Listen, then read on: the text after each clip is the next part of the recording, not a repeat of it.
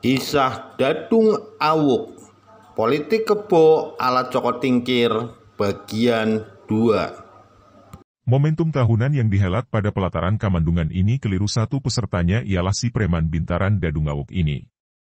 Karbet yang semenjak tadi asyik dengan memperhatikan detil warangka yang baru saja dibersihkannya mendadak kaget sang kehebohan prajurit pada pelataran yang mengerumuni sesuatu.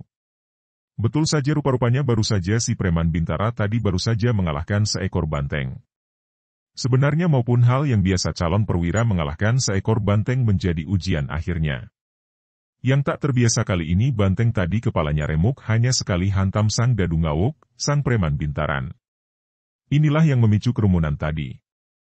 Sebagai orang yang bertanggung jawab penuh atas helatan tadi, akhirnya Karbet mengampiri Dadung Awuk yang terbawa euforia kemenangannya. Show up-nya sukses dalam unjuk kesaktian di depan sang Gubernur Akmil Kesultanan Demak, Karbet, bahkan beliau sangat berharap Karbet yang kesohor itu berkenan langsung mengujinya. Benar saja, dengan pertimbangan unjuk sakti tadi bukanlah contoh yang baik untuk di kemudian hari. Bisa-bisa kas kesultanan akan bangkrut untuk pengadaan banteng yang tentu saja mahal harganya itu. Maka, masih di tengah suasana euforia, Karbet langsung memanggil Dadung Awuk untuk langsung diujinya.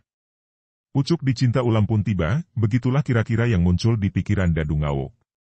Banteng yang remuk kepalanya tadi kemudian digotong ramai-ramai yang kemudian dikuliti dan dagingnya pada sate sang calon perwira yang gagal ujian. Sementara, panitia penerimaan prajurit baru sudah membentuk pagar betis sedemikian rupa. Sedangkan Juruwarta sudah siap dengan lontar dan pena menurut bulunya agak mojok agar leluasa menyaksikan jalannya pertarungan. Bisik-bisik tidak bisa dielakkan, apalagi kalau bukan taruhan. Kepeng diadu dengan kepeng, bahkan muncul kepeng yang diadu dengan istri simpanannya. Miris. Banyak yang harap-harap cemas, alasannya hampir semua menjagokan Karbet yang sudah cukup terbukti kedikdayaannya. Masalahnya bukan tentang siapa yang menang, alasannya terperinci taruhan semua menjagokan Karbet. Taruhannya lebih kepada berapa jurus si preman bintaran itu bisa bertahan menurut agresi Mas Karbet. Panitia penerimaan perwira baru yang kebanyakan perwira menengah itu muncul sebagian antara lain yang sudah tertunduk indolen.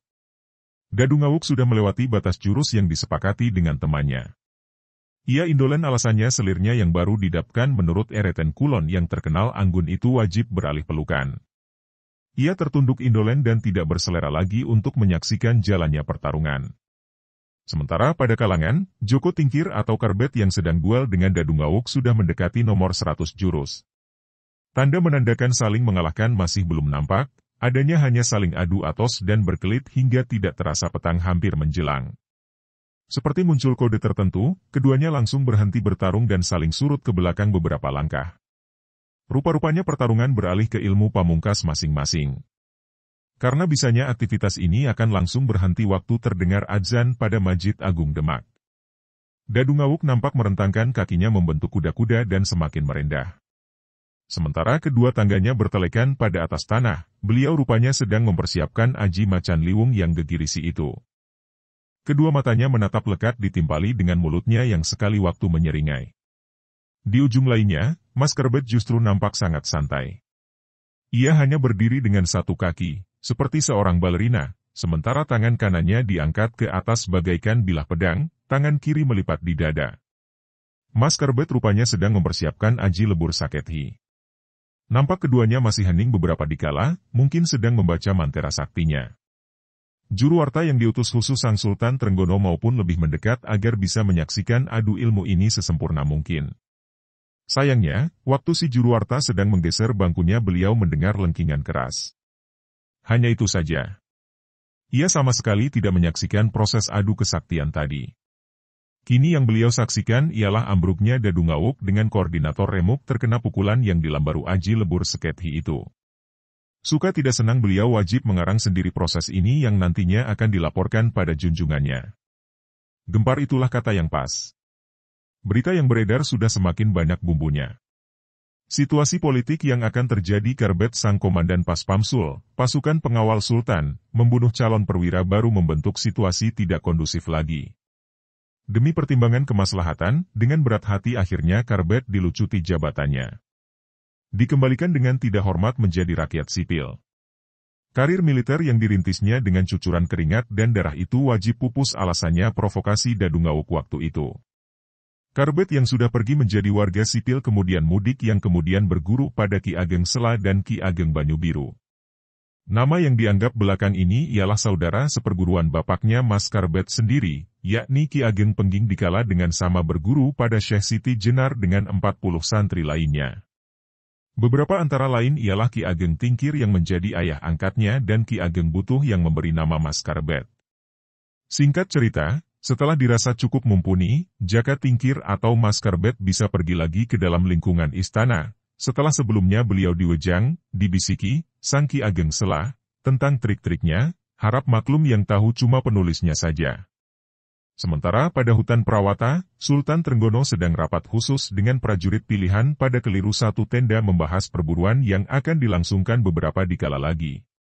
Rapat yang sedang berfokus seriusnya itu mendadak berhenti, alasannya muncul kegaduhan pada luar tenda. Penyebabnya tidak lain ialah ulah kebo yang ngamuk yang hendak menuju perkemahan Sultan Trenggono. Sambil berusaha menghalau kerbau yang jauh menurut kata Nurut tadi, banyak prajurit pas Pamsul wajib tunggang langgang, alasannya menyaksikan beberapa rekannya wajib meregang nyawa tertumbruk kebo. Betapa tidak, prajurit yang sedemikian banyak dan dilengkapi dengan persenjataan termodern pada zamannya tidak bisa berkutik. Setelah Sultan diamankan pada keliru satu daerah khusus dan acara perburuan pun senang tidak senang untuk sementara wajib ditunda selagi kebo edan tadi belum diatasi. Reputasi Sultan dan prajuritnya dipertaruhkan atas aksiden kerbau ngamuk tadi. Pas Pamsul yang sejatinya ialah prajurit pilihan nyatanya tidak berkutik menghadapi seekor kerbau. Pemanah jitu pun yang sangat diandalkan untuk melumpuhkannya wajib berbesar hati berkata tidak sanggup lagi. Kegemparan ini sudah tidak bisa ditutup-tutupi lagi. Warga lebih kurang hutan Prawoto berduyun-duyun untuk melihat langsung kerbau yang kulitnya tidak bisa dilukai sang senjata apapun itu. Sementara Sultan yang masgul dan tidak ingin suasana berlarut-larut atas suasana yang tidak diperkirakan sebelumnya ini kemudian mengadakan sayembara. Hadiah sayembara Sultan ini cukup menggiurkan, bagi siapa saja yang sanggup mengatasi kebo edan ini akan diberi kedudukan krusial pada Kadipaten Pajang dan sekaligus dijadikan menantu kalau laki-laki. Tidak wajib bujangan, lelaki yang sudah engkong-engkong beranak cucu seabrek pun diperkenankan. Sedangkan kalau wanita akan dijadikan saudara angkat, bukan selir loya. Ternyata di kerumunan warga yang berduyun-duyun muncul pemuda yang bercaping yang semenjak tadi tersenyum simpul mendengar sabda raja tadi. Bisa ditebak. Tak lain beliau ialah Joko Tingkir atau Mas Karbet. Pertunjukan wajib segera dimulai, gumam Karbet sambil melompat jumpalitan mendekat di panggung Sultan Trenggono. Benar saja, semua pandangan tertuju pada aksinya, termasuk Sultan Trenggono tentunya. Situasi inilah yang diinginkannya. Meski memakai caping, rupanya Sultan Trenggono masih mengenalinya. Sambil melambaikan tangannya, Sultan Trenggono berujar padanya. Bet! Cepat atasi kebo edan ini. Kalau kowe sanggup langsung tidak angkat pergi dan langsung tidak jadikan mantuku. Lapan anem, sinuun. Sahut Karbet sambil membungkukkan badan. Rencana selanjutnya pun dijalankan.